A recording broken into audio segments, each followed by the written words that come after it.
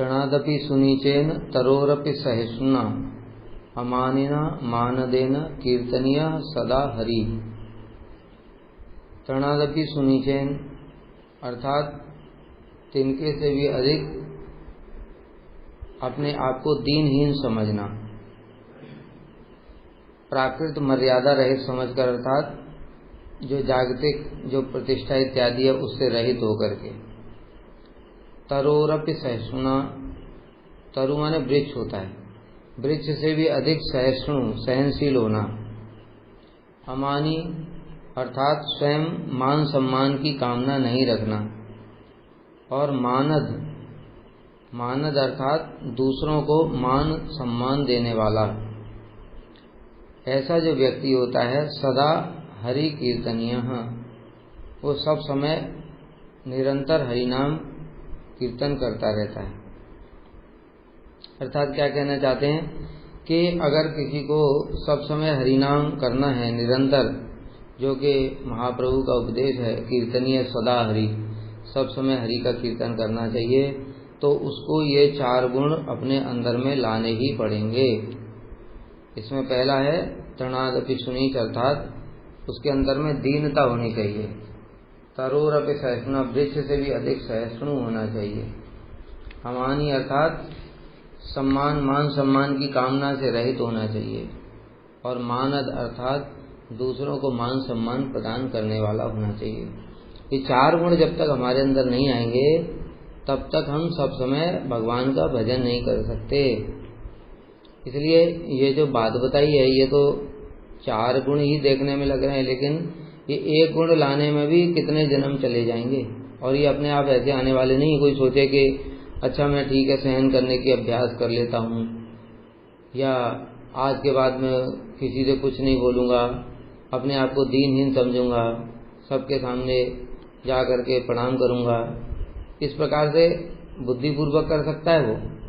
किंतु जैसे ही बुद्धि काम नहीं करेगी तुरंत फिर उसके अंदर में अहंकार जागृत हो जाएगा। इसलिए ये कपट नहीं होगा। ये जो 4 गुण है ये कपट से काम नहीं चलेगा। इन गुणों में प्राकृत जो दीनता है उससे काम नहीं चलेगा। ये अप्राकृत दीनता की बात है।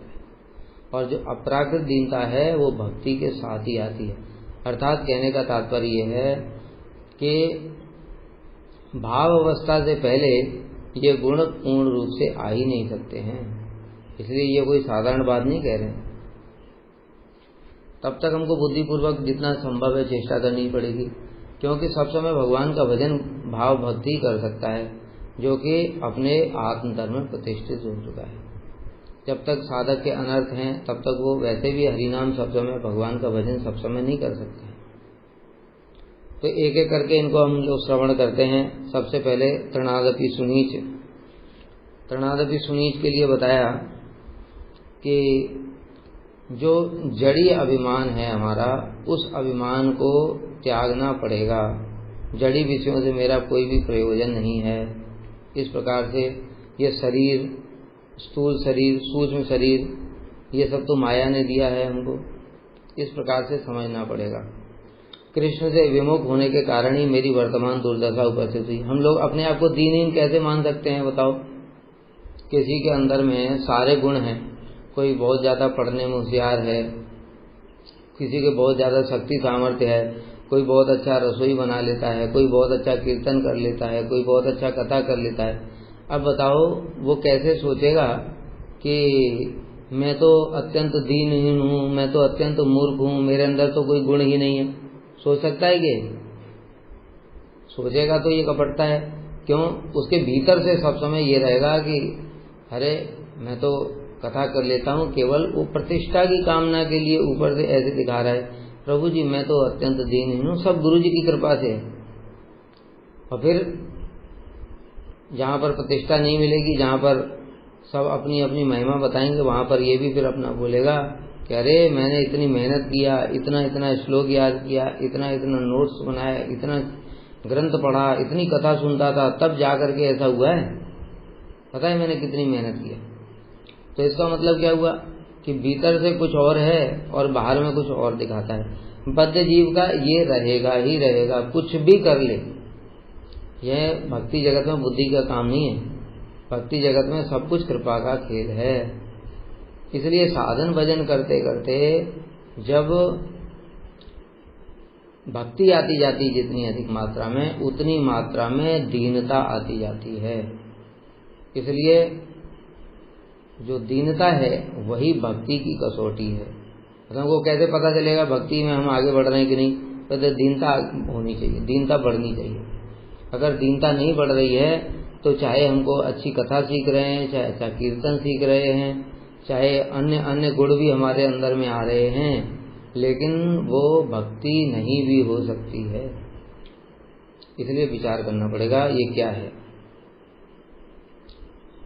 तो दीनता फिर कैसे आएगी? इसके लिए समझना चाहिए सब समय श्रेष्ठ साधुओं का संग करो, उससे अपने आप ऑटोमेटिक दीनता आती है। जैसे इस जगत में हम लोग देखते हैं कि कोई एक व्यक्ति है धनी, कोई गांव का सबसे धनी व्यक्ति है, अब उसके पास में कार है। अब वो कभी शहर में गया, अब शहर में जाकर के उसने देखा दिल्ली में, अरे मेरी जैसी कार तो यहाँ पर नौकरों के पास है, दूसरों जो बड़े बड़े लोग हैं अमीर, उनके नौकरों के पास भी मेरी जैसी कार है। अब उसको बोलना पड़ेगा कि तुम भाई गरीब हो। अपने आप उसके अंदर में जो अभिमान था, गांव में जब रहता था दिखाता था, देखो मेरे पास क्या कार है। अब वो अपने आप हाथ जोड़ करके कहेगा भैया हमारे जैसे तो वहां नौकरों के पास भी कार है, हमारी क्या वैल्यू है। तो ये ऑटोमेटिक उसके अंदर दीनता आ गई। कैसे आई? उसने श्रेष्ठ व्यक्ति का संग किया, अर्थात अपने से धनी व्यक्ति का। और वही फिर जो शहर वाला है वो बड़े बड़े जो शहरों में चला जाएगा, बेंगलोर है, मुंबई है, दिल्ली है, जहां पर एक से एक अरबपति पड़े हुए हैं, उनके सामने जाएगा, फिर उसके अंदर भी अपने आप दीनता आ जाएगी। अंबानी जैसे जो अमीर लोग हैं उनके सामने जाने से अपने आप दीनता आ जाएगी कि भैया इनका घर तो ऐसा है, हमारा क्या घर है, हमारे जैसा घर तो इनके नौकरों का भी होगा। तो इस प्रकार से जो दीनता है वो मैकेनिकल प्रोसेस नहीं है, दीनता एक स्वाभाविक प्रोसेस है। स्वाभाविक का मतलब है अपने से श्रेष्ठ व्यक्ति जैसे ही हमको मिल जाता है, तुरंत ही हमारे अंदर में ऑटोमेटिक दीनता आ जाती कि नहीं हम इससे आगे नहीं है। तो इसी प्रकार से भक्ति में भी हमको दीनता अगर लानी है तो दीनता लाने के लिए हम मैकेनिकल प्रोसेस नहीं कर सकते, अर्थात बुद्धिपूर्वक इस प्रकार से हम कुछ भी सोचते रहें कि नहीं नहीं मैं तो अत्यंत दीनहीन हूँ, मेरे अंदर तो कोई गुण ही नहीं है, लेकिन अंदर में अभिमान बना रहेगा। अब जैसे मान लो कोई व्यक्ति है डेली घर में रहकर भी 32 माला करता है और सवेरे आरती कथा कीर्तन भी करता है। अब उसके अंदर में बताओ कैसे अभिमान नहीं रहेगा कि मैं घर में रहकर भी ये सब कर रहा हूँ। और अगर कोई ब्रह्मचारी है वो 16 माला ही करता है मठ में रह करके, तो ये गृहस्थ और ये जब ब्रह्मचारी आपस में बात करेंगे तो गृहस्थ के अंदर में कैसे दीनता आएगी कि मैं आपसे भी ज्यादा दीनहीन हूँ। भले ही ऊपर से दिखाए कि प्रभु जी आप तो सब घर बार छोड़ चुके हैं, लेकिन भीतर में क्या रहेगा, अरे मैं इससे ज्यादा 32 माला करता हूँ, कथा कीर्तन भी सब घर में करता हूँ, तो इसलिए दीनता नहीं आ सकती।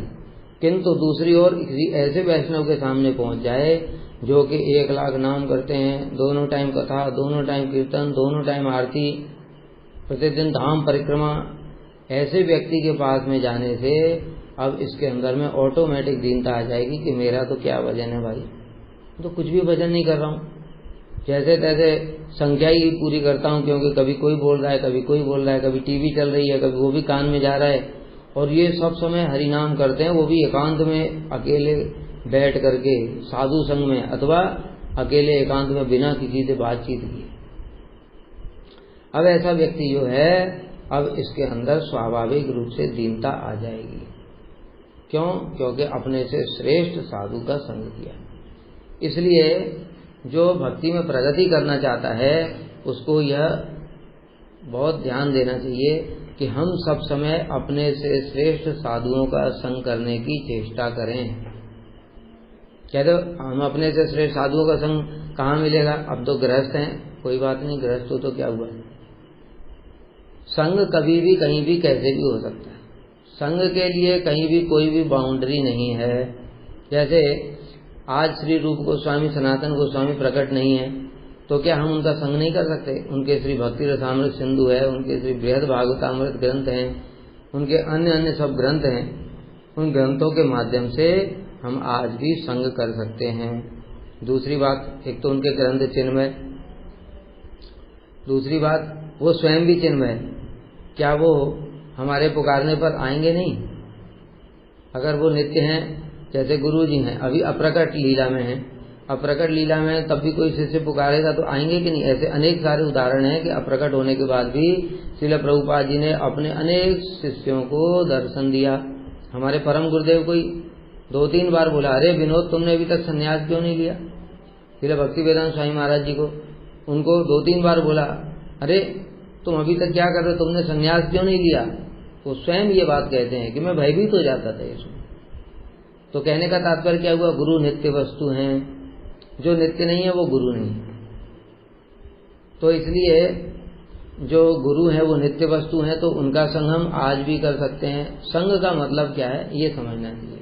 संग का मतलब है उनके आचार विचार को हृदय में धारण करके उसका आचरण करना जीवन में अपने यथा योग्य, अर्थात अपने अधिकार के अनुसार में, इसको कहते हैं संग। तो इसलिए वो तो हम आज भी कर सकते हैं। गुरु जी की कोई भी कथा हम सुनते हैं, गुरु जी उसमें कोई उपदेश दे रहे हैं, जैसे कई बार हमने सुना है, विशेष रूप से गुरु जी मंगल आरती के लिए बड़ा जोर देते थे, कहते अरे ठाकुर जी जग गए, तुम अभी तक जगे ही नहीं।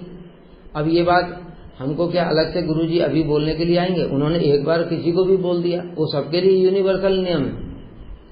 तो ठाकुर जी जग गए, हम कृष्ण की सेवा करना चाहते हैं, राधा कृष्ण की सेवा करना चाहते हैं, हम राधा दास्यम प्राप्त करना चाहते हैं, किंतु राधा जी जग गई और हम सो रहे हैं, ये ऐसे राधा दास्यम हम प्राप्त करेंगे? ये कपटता है। इसलिए इस कपटता को छोड़ करके गुरु जी जो कहते हैं ठाकुर जी के उठने से पहले हमको उठ जाना चाहिए, गुरु जी के उठने से पहले हमको उठ जाना चाहिए, गुरु जी के सोने के बाद में सोना चाहिए। अब ये नियम क्या अलग से सबको बताए जाएंगे? कहीं से भी किसी भी एक कथा में सुन लिया, किसी ग्रंथ में पढ़ लिया, तभी से ही ये पालन करना है, अथवा पालन करने का अभी योग्यता नहीं है तो यथा योग्य चेष्टा करनी है। तो ये पालन कर, ये संग होता है। तो ये बताओ इस प्रकार का संग हम कब नहीं कर सकते? अगर हम ये संग नहीं कर सकते तो वे शिक्षाष्टक पढ़ने की हमको आवश्यकता ही क्या है?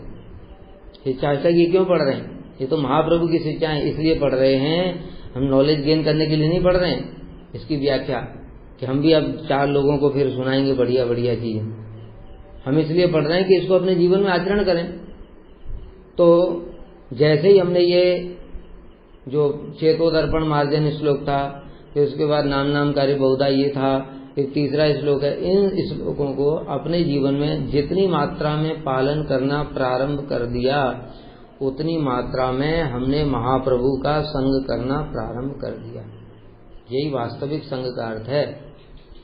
इसलिए यहाँ पर कह रहे हैं कि मैं कृष्ण से विमुख होने के कारण ही ऐसी मेरी दुर्दशा उपस्थित हुई है, जन्म मरण के चक्र में पड़ा हुआ हूँ, नाना तापों से दग्ध हो रहा हूँ। ये हम लोग सुन ही चुके थे, भव महादावाग्नि निर्वापणम। लेकिन मैंने अब यह समझ लिया है कि भक्ति के द्वारा ही मेरी विमुखता दूर हो सकती है।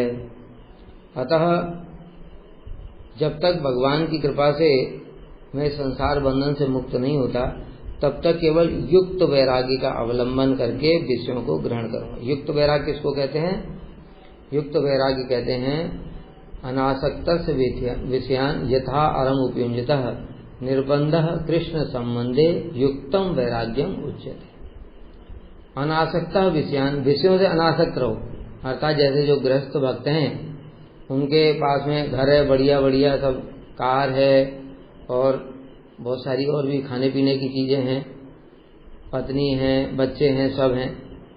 तो इन जो विषय हैं इन विषयों को आसक्ति मत रखो। बहुत से लोग कहते हैं कि सभी लोग घर परिवार को छोड़ दें, घर परिवार को मत छोड़ो, घर परिवार के कर्तव्यों को पालन करो, किंतु घर परिवार से आसक्ति मत रखो। और आसक्ति का मतलब होता है पत्नी अगर है तो पत्नी के लिए दिन रात सोच रहे हैं, उसके लिए सारी चेष्टा करने में सारा जीवन चला गया, यह आसक्ति है जामिल की तरह। लेकिन दूसरी ओर कर्तव्य बुद्धि से, जैसे जनक महाराज जी पालन करते थे, जनक महाराज जी की पत्नी नहीं है क्या, उनकी पुत्री भी है, तो अपनी पुत्री का भी उन्होंने स्वयंवर भी किया, अनासक्त होकर के वो सारे काम करते हैं।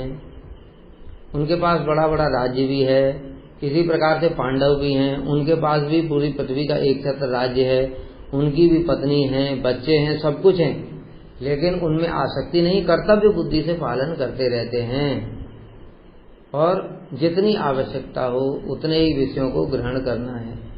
जितनी आवश्यकता अर्थात कि खाने पीने सोने इत्यादि में, ऐसा नहीं कि बस जब छुट्टी है तो 10 घंटा सो रहे हैं, और भगवान का भजन करने का टाइम भी सोने में ही बिता दिया। अभी क्या भजन करोगे जब 10 घंटा सोगे, तो सवेरे जग रहे हैं 7-8 बजे, तो फिर क्या भजन करोगे, ब्रह्म मुहूर्त तो निकल गया, 8 बजे का टाइम वैसे ही रजोगुण वाला हो जाता है, तो अब उठते ही रजोगुण में दिमाग रहेगा, मन में चंचलता रहेगी, हरिनाम करने बैठे मन नहीं लगेगा। तो इस प्रकार से ये सब नहीं होना चाहिए। तो ये जो है जीवन निर्वाह उपयोगी विषयों को ग्रहण करना चाहिए, भोग ज्यादा नहीं करना चाहिए। अथवा अभाव, रोग, शोक, बुढ़ापा आदि से उत्पन्न दुख और सुख, ये सब जब दुख और सुख आता है तो उसको अपना प्रारब्ध कर्म का फल समझ करके भोग कर लेना चाहिए, और ये सोच करके रहना चाहिए कि देखो ये शरीर तो छोड़ना ही है, इसमें सुख आए चाहे दुख आए, एक दिन तो इस शरीर को जला करके भस्म कर देंगे, थोड़ी सी राख का ढेर में बदल जाएगा ये। इसलिए जब इसको राख का ढेर ही बनना है तो इसके लिए इतना ज्यादा क्यों सोचना। इसका मतलब ये नहीं है कि रोग आ गया तो फिर हम इलाज ही नहीं कर रहे हैं, ऐसा भी नहीं है। इसलिए ये बताया जो युक्त वैराग्य, युक्त वैराग्य का मतलब जब आवश्यकता है, अगर शरीर रोगी हो गया है तो डॉक्टर के पास जाना पड़ेगा, डॉक्टर से इलाज कराना पड़ेगा, लेकिन उसकी ज्यादा सब समय दिन रात उसी के लिए रो रहे हैं, सोच रहे हैं अरे मैं मर गया, ये हो गया, वो, ये ठीक नहीं है, उससे क्या हो जाएगा। इसलिए वो सब नहीं करना है, अपना रोग का इलाज करो, जो ठीक हो रहा है तो हो जाए, नहीं हो रहा है तो भी हम क्या कर सकते हैं, हमारे हाथ में तो कुछ है नहीं, डॉक्टर अपना काम कर ही रहे हैं, और बाकी टाइम भजन करते रहो जैसे तैसे, ये है युक्त वैराग्य। इसी प्रकार से सुख आ गया, और सुख आ गया तो बस यही सोच करके हमने देखा, ये बहुत सारे लोग पहले गरीब थे और धीरे धीरे उनके पास पैसा हो गया तो अपनी गरीबी को याद करके अभी सुखों में डूब गए पूरा, कि हमने 50 साल इतनी गरीबी देखी है, अभी थोड़ा तो कम से कम सुख भोग लें। अरे भैया सुख किसको तुम भोग रहे हो, ये बताओ। जीवा का सुख भोग रहे हो तो जीवा भी जलेगी, शरीर का सुख भोग रहे हो शरीर भी जल जाएगा, इसलिए इसको मत भोगो, इस शरीर से कमा लो। ये शरीर जो है कमाने के लिए भगवान ने दिया है, क्या परमार्थ कमाने के लिए दिया है, परमार्थ कमाने के लिए, अर्थात भजन कर लो, इससे वो भजन साथ में जाएगा, और जो शरीर से तुमने सुख भोगा वो शरीर के साथ ही ये सारे सुख भी यहीं रह गए धरे, तो कोई लाभ हुआ नहीं।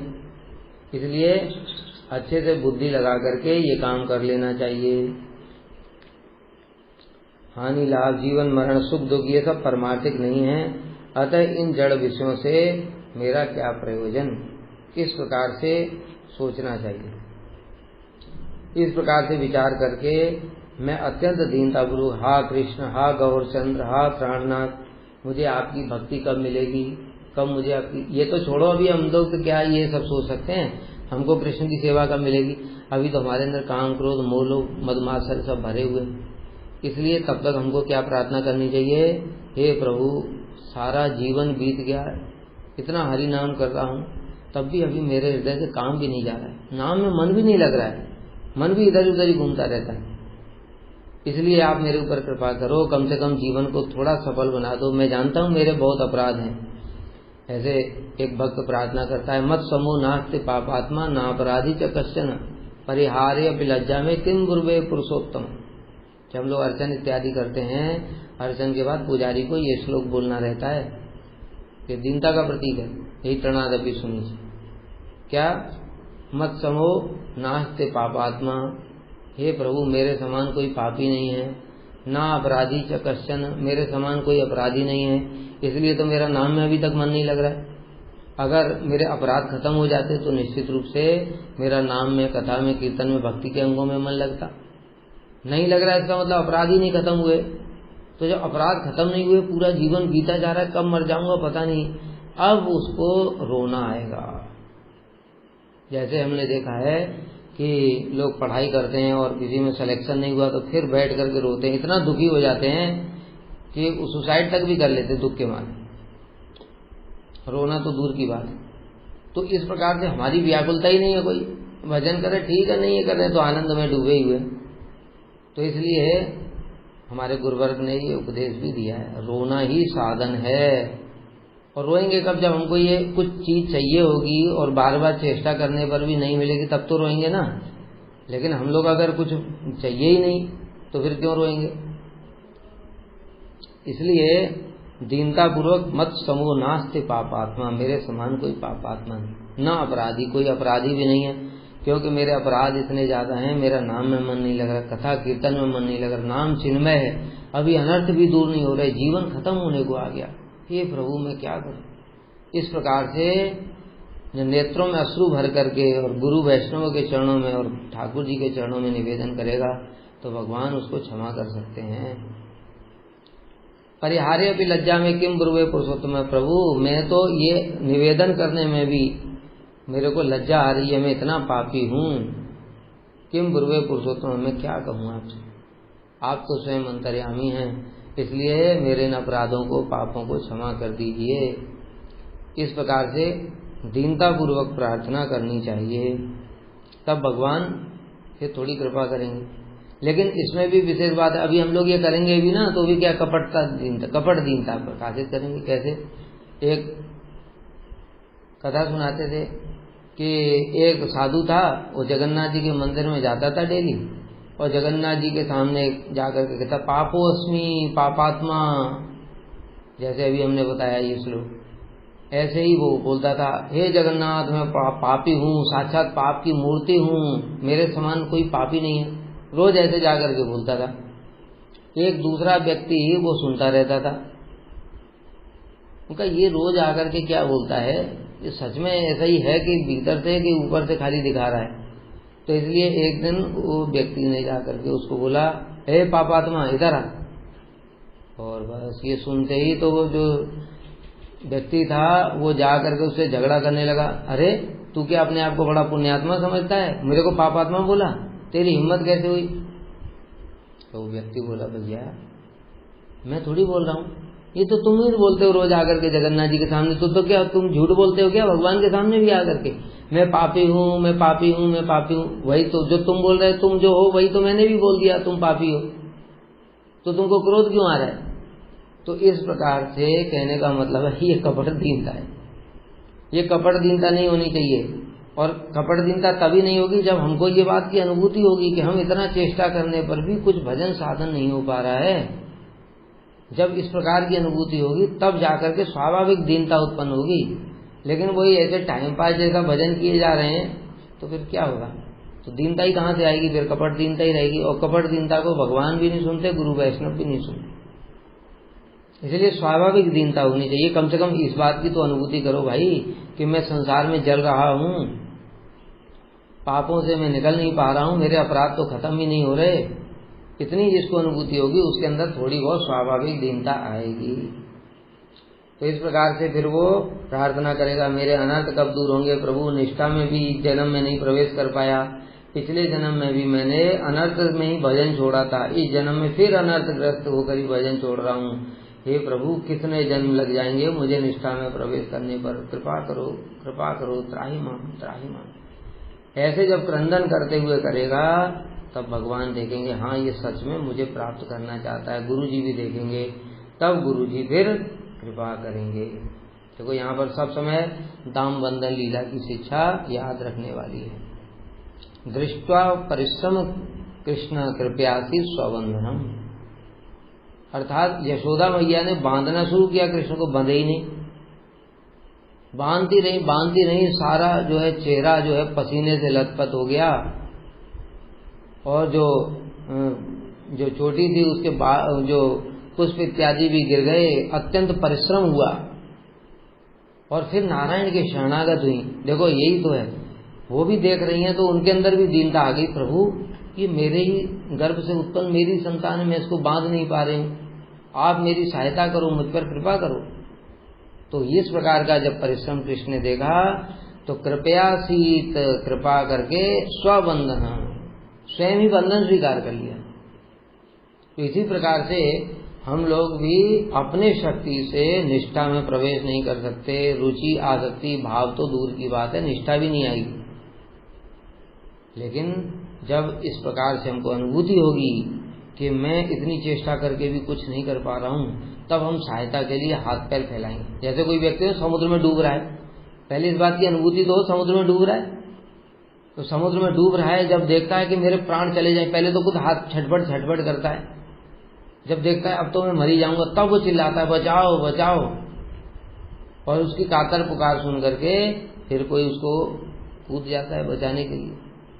तो उसी प्रकार से हमको पहले ये भव सागर में हम डूब रहे हैं, तीन ताप हमको जला रहे हैं, ये अनुभूति हो तब तो कातर स्वर निकलेगा, नहीं तो ऐसे ही आनंद में ही डूबे हुए।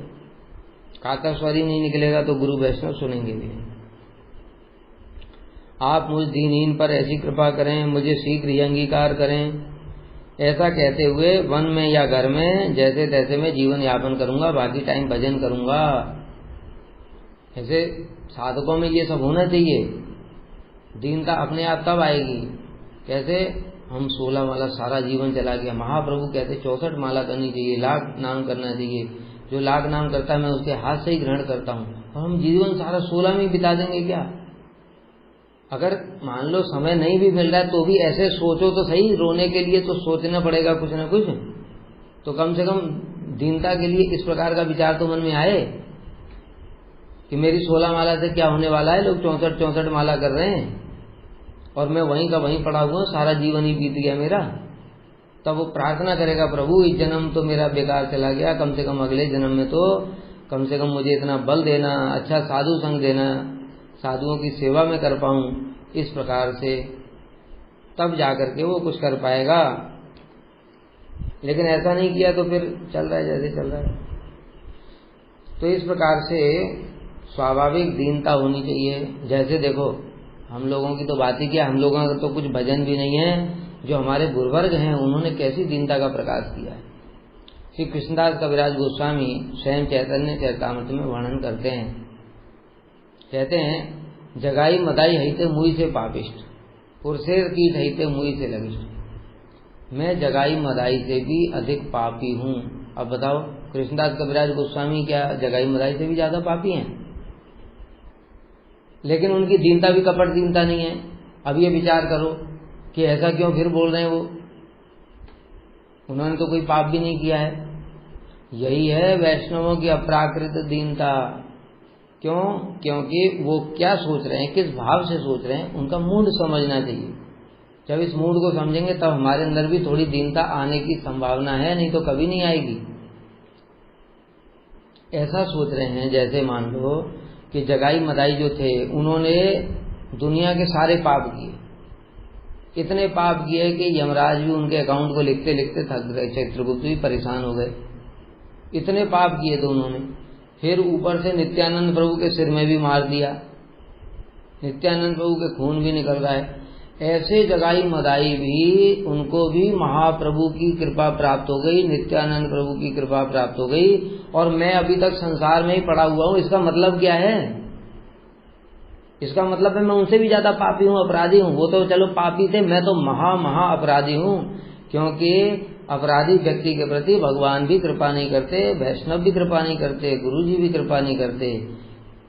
जब ऐसा विचार करेंगे, कभी विचार ही नहीं करते, कभी खाली पढ़ करके याद भी कर लिया, 4 लोगों को सुना भी दिया, और अपने ऊपर ही कभी देखा ही नहीं कि मेरी क्या स्थिति है। कि जगाई मदाई को भी कृष्ण की कृपा प्राप्त हो गई, महाप्रभु की कृपा प्राप्त हो गई, नित्यानंद प्रभु की कृपा प्राप्त हो गई, महाभागवत हो गए वो। हमारे जैसे लोग तो जो अपने आप को बस वैष्णव मान रहे हैं, वो जाकर के उनके साष्टांग प्रणाम करते हैं, उनसे प्रार्थना करते हैं प्रभु हमारे ऊपर कृपा कर दो थोड़ी। इस भाव में डूब करके कृष्णदास कविराज गोस्वामी कह रहे हैं, जगाई मदाई हईते मुई से पापिष्ट, मैं उनसे भी ज्यादा पापी हूँ। पुरसेर कीट हईते मुई से लगिष्ठ, जो विष्टा के कीड़े से भी मैं अधिक नीच हूँ, तुच्छ हूँ। ये भी क्यों कह रहे हैं? क्योंकि देखो विष्टा का कीड़ा जो होता है वो विष्टा में डूबा हुआ है। क्यों? क्योंकि उसको भगवान ने उसके लिए ही बनाया है, उसको पता ही नहीं है ये विष्टा है, अत्यंत तुच्छ वस्तु है। लेकिन मैं तो मनुष्य दिया, मेरा जन्म तो मनुष्य जीवन दिया, मुझे बुद्धि प्रदान की, मेरे अंदर सुनने समझने सब प्रकार की शक्ति भगवान ने दी है, और मैं वही विष्ठा के कीड़े वाला ही काम कर रहा हूँ। क्यों? क्योंकि वो विष्ठा का कीड़ा भी विषय को भोग कर रहा है और मैं भी विषयों को ही भोग कर रहा हूँ। मुझे जीवन दिया मनुष्य का भगवान ने भजन करने के लिए, और मैं विष्ठा के कीड़े जैसा ही काम कर रहा हूँ, तो फिर उससे भी तो नीच हो गया ना मैं। जैसे श्रीमद् भागवत में बताया, 100 बिट वरा उष्ट करे संस्तुता पुरुष पशु न यत कर्ण पतो पे तो जातु नाम गधा ग्रजा। कुत्ता, गधा, सुअर और ऊंट, ये 4 पुरुष उस व्यक्ति की आरती उतारते हैं जो कि भगवान का भजन नहीं करता है, जिसके कान में भगवान का नाम नहीं जाता। क्यों? क्योंकि ये जो नीच पशु हैं वो कहते हैं कि भाई हम तो नीच हैं, क्योंकि हमको तो भगवान ने ऐसे ही जन्म दिया, लेकिन तुम हमसे भी ज्यादा नीच हो।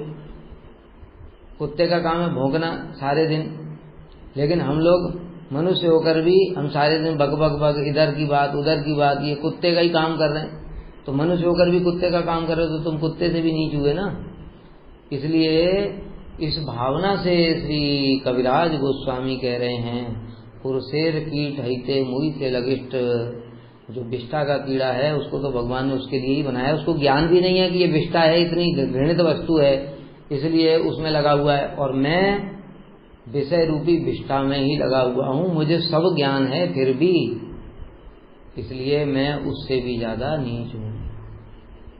मोर नाम सुने जई तार पुण्य छय, मोर नाम ले जई तार पाप है। जो मेरा नाम सुन लेता है उसका पुण्य क्षय हो जाता है।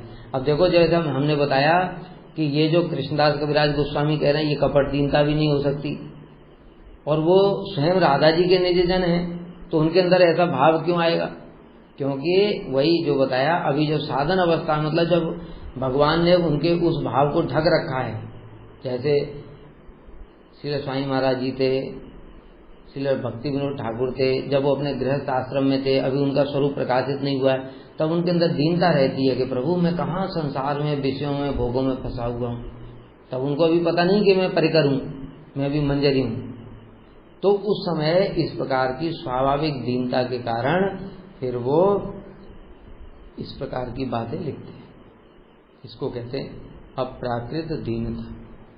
इसलिए मोर नाम सुने जई, जो मेरा नाम सुन लेता है उसका पुण्य क्षय हो जाता है, सारे पुण्य खत्म हो जाते हैं। जो मेरा नाम लेता है उसको पाप लग जाता है। जबकि है वास्तव में क्या बात, जो कृष्णदास कविराज गोस्वामी का नाम लेगा उससे नित्यानंद प्रभु की कृपा प्राप्त होगी, उसे महाप्रभु की कृपा प्राप्त होगी, उसे राधा जी की कृपा प्राप्त होगी, जिनके लिए स्वयं राधा जी ने विश्वनाथ चक्रवर्ती ठाकुर को बोला था।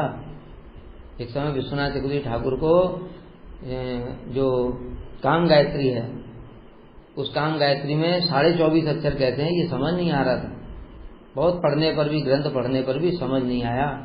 तब उन्होंने सोचा, जब मेरे को ये काम गायत्री का स्वरूप का ही पता नहीं चल रहा है तो उसकी उपलब्धि क्या होगी, इसलिए मैं प्राण ही त्याग दूंगा। देखो, इस प्रकार से साधक की भावना होनी चाहिए, मैं प्राण ही त्याग दूंगा।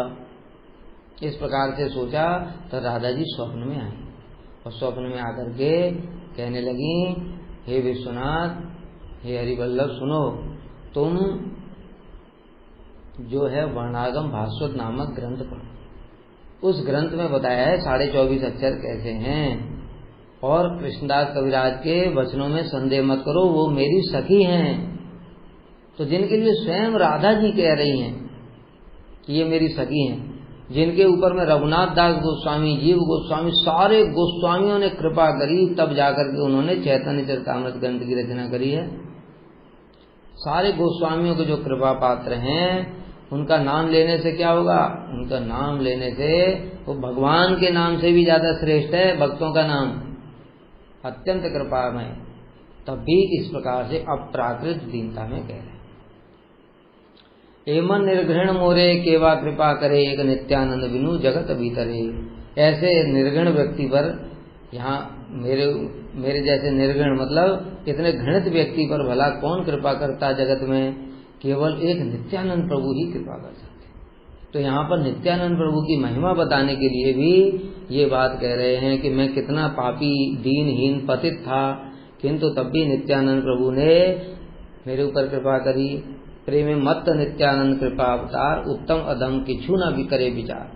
जो नित्यानंद प्रभु हैं वो उत्तम अधम कुछ भी विचार नहीं करते, इस प्रकार से प्रेम में मत रहते हैं, ऐसा उनका अवतार है। जे आगे पड़े तारे करे निस्तार, अतएव निस्तारिला मोहे न दुराचार। उनके आगे जो पड़ जाता है उसी का उद्धार कर देते हैं। मैं भी ऐसे ही पड़ गया उनके आगे, इसलिए मेरा भी उद्धार कर दिया। मोह पापिष्टे आने लेन श्री वृंदावन, मोहे न दमे दिला श्री रूप। अरे मेरे जैसे पापी को भी वो खींच करके पकड़ करके बाल पकड़ करके और वृंदावन ले आए, और मेरे जैसे पापी को भी अधम को भी श्री रूप गोस्वामी के चरणों को समर्पित कर दिया। तो इस प्रकार से जैसे कविराज गोस्वामी तो उनकी अपराकृत दीनता है, वो तो राधा जी के निज जन है, लेकिन हम लोग तो नहीं हैं। हम लोग तो महापापी महाअधम महाअपराधी हैं। इसलिए ये सब पढ़ करके हमको अपने लिए सोचना चाहिए कि हम कितने अधम हैं, वहीं के वहीं पड़े हुए हैं, सारा जीवन बीत गया। ऐसे गुरु भी मिल गए जो कि राधा जी के निज जन हैं, उसके बाद भी मेरा कुछ नहीं हो रहा है। ऐसे तब जाकर के आंखों में अपने आप आंसू आएंगे। फिर हम गुरुवर्ग से, श्री प्रभुपाद जी से, श्री नित्यानंद प्रभु से, श्री महाप्रभु से तब प्रार्थना निकलेगी ना। खा भी रहे पी रहे मौज कर रहे हैं बस, तो फिर कहाँ से प्रार्थना निकलेगी। इसलिए इस प्रकार से दीनता होनी चाहिए, यही प्रणादपि सुनिश्चिता है। इसी प्रकार से जो वैष्णव हैं उनकी अप्राकृत दीनता होती है, ये हमको समझना चाहिए। और बहुत सारे लोग उसमें भी टीका लगा देते हैं। जैसे एक उदाहरण देते हैं, हमारे परम गुरुदेव, उन्होंने मंगल आरती लिखी। मंगल आरती में अंत में लिखते हैं अभागा केशव करे नाम संकीर्तन। अब ये उनकी अप्राकृत दीनता है। अभागा क्यों कह रहे हैं अपने आप को, वो तो विनोद मंजरी हैं, लेकिन अभागा क्यों कह रहे हैं, क्योंकि वो अभी साधक के भाव में हैं। साधक के भाव में, जैसे अभी यहाँ पर जो कृष्णदास कविराज गोस्वामी कह रहे हैं, जगाई मदाई से भी मैं पापी हूँ, विष्ठा के कीड़े से भी ज्यादा नीच हूँ। तो परम गुरुदेव ने ऐसा बोल दिया तो क्या गलत हो गया? तो बहुत सारे लोगों ने इसमें अपनी टीका लगा दी है। बहुत सारे लोग ये शब्द ही नहीं बोलते अभागा केशव करे। उनसे पूछो भाई कि ऐसा क्यों करते हो, कहते हैं हमको अच्छा नहीं लगता है। अच्छा, बहुत अच्छी बात है, आपको अच्छा नहीं लगता। आपके अच्छा लगने के लिए परम गुरुदेव ने लिखा था कि राधा जी को अच्छा लिखने के लिए लिखा था? कभी विचार करना चाहिए सब बातें। हम लोग गुरुवर्ग के वचनों में टीका लगाने लगे हैं, इतनी सामर्थ्य हो गई है आजकल। श्रील वामन गोस्वामी महाराज जी का एक लेक्चर है, पूरा का पूरा लेक्चर है बांग्ला भाषा में। उन्होंने इसका ऐसा खंडन किया है बिल्कुल कि जो ऐसा करता है बिल्कुल गलत है, ये अपराध है वैष्णवों के चरणों में। उन्होंने राधा जी की प्रसन्नता के लिए, महाप्रभु की प्रसन्नता के लिए, राधा कृष्ण की प्रसन्नता के लिए, महाप्रभु की प्रसन्नता के लिए ये सब कीर्तन लिखे, और उसमें हम अपनी टीका लगा रहे हैं। हाँ, ये अलग बात है, उनके पीछे कुछ और बोल सकते हैं, ये अधम दास करे नाम संकीर्तन, लेकिन जो मूल में है उसको जरूर गाना चाहिए। जो नहीं गाता है ये अपराध है। मैं नहीं कह रहा हूँ ऐसा, जाकर के श्रील वामन गोस्वामी महाराज जी से पूछना उन्होंने ऐसा क्यों बोला है, जो ऐसा बोलते हैं। और दूसरा फिर ये तो कृष्णदास कविराज गोस्वामी का पूरी चैतन्य चरितामृत भी हटा दो, ये प्यार सब हटा देना चाहिए हम लोगों को। वो तो अपने आप को विष्ठा से ज्यादा बड़ा कीड़ा कह रहे हैं, तो हमको कैसे अच्छा लग रहा है ये क्यों अच्छा लग रहा है? इसको हम बोलते हैं, इसको पढ़ते हैं, लेकिन परम गुरुदेव का अभागा केशव करने में हमको शर्म आती है, लज्जा आती है। ये सब अपराध है, इसलिए ज्यादा अपनी टीकाएं नहीं लगानी चाहिए। ये सब गुरुवर्ग के विचार हैं। ये अप्राकृत दीनता है उनकी। अप्राकृत दीनता में आविष्ट होकर के उन्होंने इस प्रकार का भाव व्यक्त किया है। तो ये एक प्रकार की ये प्रणादपि सुनीच है। दूसरा एक विचार होता है कि जैसे एक तिनका होता है, तिनका तो जड़ है और वो जड़ अपने जड़ अभिमान में प्रतिष्ठित है, लेकिन उससे भी अधिक सुनीच होना चाहिए। मतलब मैं तो जड़ नहीं हूँ, मैं ये शरीर नहीं हूँ, मैं ये मन भी नहीं हूं, तो मैं फिर क्यों अपने आप को जड़ शरीर मान रहा हूं? अर्थात मेरा सारा काम ये शरीर के लिए हो रहा है। मैं सुबेरे उठता हूं, कैसे खाना है, पीना है, सोना है, शरीर को कैसे स्वस्थ रखना है, यही काम किए जा रहा हूं। तो मैं तिनके से भी ज्यादा बेकार हूं, गया गुजरा हूं। लेकिन उससे भी अधिक सुनीच होने का मतलब है, जैसे तिनका अपने जड़ धर्म में प्रतिष्ठित है, उसी प्रकार से मुझे भी उससे अधिक प्रतिष्ठित होना चाहिए आत्म धर्म में। अर्थात मैं जड़ कोई भी काम नहीं करूंगा, मैं सब समय आत्मा के लिए ही कार्य करूंगा। यह है तृणादपि सुनीच, ये दूसरा विचार है। और फिर एक तीसरा विचार है जिसमें कि जो हनुमान जी ने प्रकाशित किया। हनुमान जी ने क्या किया? उन्होंने देखा ये जो रावण है भगवान का विरोधी है, और उन्होंने उसकी सारी लंका में आग लगा दी। ये भी तृणादपि सुनीचता है, ये अलग प्रकार की, हम लोगों को भी समझ में नहीं आएगी। इसमें क्या है, इसको तृणादपि सुनीच क्यों बोला है? क्योंकि श्री हनुमान जी अपने आत्म धर्म अर्थात मैं प्रभु का दास हूँ, इस धर्म में पूर्ण रूप से प्रतिष्ठित है। अब मैं प्रभु का दास हूँ, अब जो प्रभु के विरुद्ध में जो भी काम करेगा तो उसको दंड देना ही तो मेरा कर्तव्य है। इसलिए ये भी तृणादपि सुनीचता है। जैसे श्रील प्रभुपाद जी के ऊपर में सहजियाओं ने, बाबा लोगों ने, बाबा जी संप्रदाय के लोगों ने और जाति गोसाई स्मार्त ब्राह्मण सब ने मिलकर के आक्रमण किया। पुलिस आ गई, पुलिस ने श्रील प्रभुपाद जी से पूछा आपके ऊपर किसने आक्रमण किया? उन्होंने कहा हमको पता नहीं। यद्यपि उनको सब कुछ पता था, कुछ भी नहीं बोला। ये है तृणादपि सुनीच।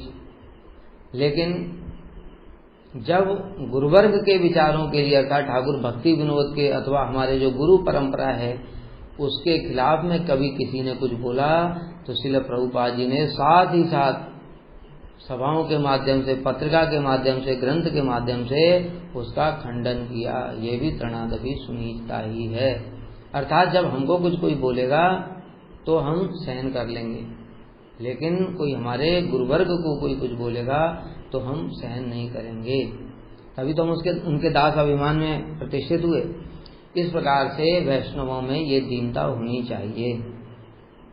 और हम लोग देखते हैं कि सर्व समर्थ होने पर भी कैसे वैष्णवों में दीनता होती है। रूप गोस्वामी, सनातन गोस्वामी को देखो, उच्च कुल ब्राह्मण, भारद्वाज गोत्रीय, सर्वगुण संपन्न, महापंडित, समस्त शास्त्रों के ज्ञाता, और वो श्री चैतन्य महाप्रभु के सामने किस प्रकार से दांतों में तिनका धारण करके साष्टांग प्रणाम करके उनके चरणों में उपस्थित हुए।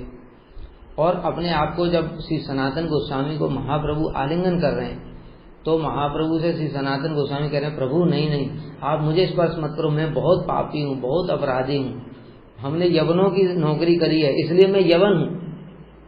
इस प्रकार से दीनता उनकी देख करके महाप्रभु तो इतने आनंदित हो गए, कहते सनातन तुम्हारा शरीर तो अपराकृत है। सनातन गोस्वामी कह रहे देखिए मेरे शरीर में कंडू रसा रोग हो गया है, आपका शरीर तो इतना सुंदर दिव्य है और मेरा शरीर इतना अपवित्र है, आप मुझे क्यों स्पर्श करते? तो महाप्रभु कहते हैं सनातन तुम्हारे शरीर से तो मुझे 4 सुगंधित द्रव्यों की खुशबू आती, तुम्हारा शरीर चिन्मय है। तो इस प्रकार से उनकी जो दीनता थी रूप गोस्वामी सनातन गोस्वामी की, महाप्रभु उसको देख करके सब समय आनंदित रहते थे और भक्तों को दिखाते थे कि देखो इनकी क्या अद्भुत दीनता है। और ऐसी दीनता थी कि बताया उच्च कुलीन भारद्वाज गोत्री ब्राह्मण होने पर भी जगन्नाथ जी के मंदिर में नहीं जाते थे दर्शन करने के लिए। कहते थे हम तो यवन हैं, क्योंकि हमने यवनों की नौकरी की है, इस कारण से हमको स्पर्श दोष लगा है, हम भी यवन हैं। और हम लोग कुछ भी नहीं है तो भी इतना अहंकार है, मेरे को ऐसा बोल दिया, मेरे को ऐसा कर दिया, इस प्रकार से। तो इसलिए अगर हम सब समय हरिनाम करना चाहते हैं तो हमको तृणादपि सुनीच बनना ही पड़ेगा। तो आज यहीं तक रखते हैं, फिर उसके बाद में तरोरिव, सैसुना, अमानी और मानद ये हम लोग अगली क्लास में श्रवण करेंगे। वांछा कल्पतरुभ्यश्च कृपा सिन्धुभ्यैव च पतितानां पावनेभ्यो वैष्णवेभ्यो नमो नमः।